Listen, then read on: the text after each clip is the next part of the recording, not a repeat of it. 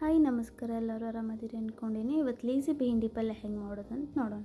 ಬೆಂಡಿನ ನೀಟಾಗಿ ವಾಶ್ ಮಾಡ್ಕೊಂಡು ಡ್ರೈ ಮಾಡಿ ಅದನ್ನು ಕಟ್ ಮಾಡ್ಕೊರಿ. ಕಡಾಯಿದಾಗ ಬೆಂಡಿನ 1-3 ಮಿನಿಟ್ಸ್ ಕರೆಕ್ಟಾಗಿ ಫ್ರೈ ಮಾಡ್ಕೊರಿ.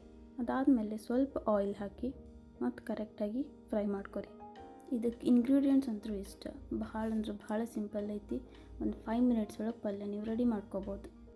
ಒಂದು ಭಾಂಡೆದಾಗ ಆಯಿಲ್ ಹಾಕೋರಿ, ಸ್ವಲ್ಪ ಸಾಸಿವೆ ಹಾಕೋರಿ, ಚೆಂದಂಗೆ ಎಣ್ಣೆ ಕಾದಿರ್ಬೇಕು.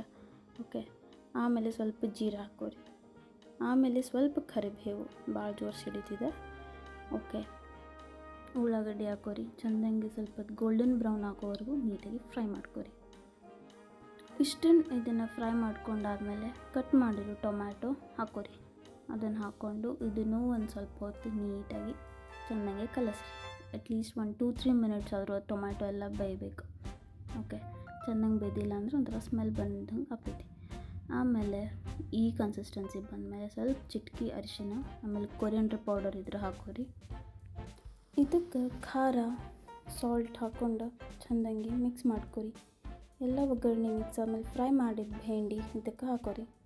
ಇದಾದಮೇಲೆ ಕೊತ್ತಂಬರಿಯಿಂದ ಮೇಲೆ ಸ್ವಲ್ಪ ಗಾರ್ನಿಷ್ ಮಾಡಿದರೆ ಪಲ್ಯ ರೆಡಿ. ಇದನ್ನು ಚಪಾತಿ ಇಲ್ಲ ರೊಟ್ಟಿ ಜೊತೆ ತಿಂದ್ರಂದ್ರೂ ಮಸ್ತ್ ಇರ್ತೈತೆ ಟೇಸ್ಟ್. ನೀವು ಟ್ರೈ ಮಾಡಿ ಹೇಳ್ರಿ ಹೆಂಗಿರ್ತೈತೆ. Thank you.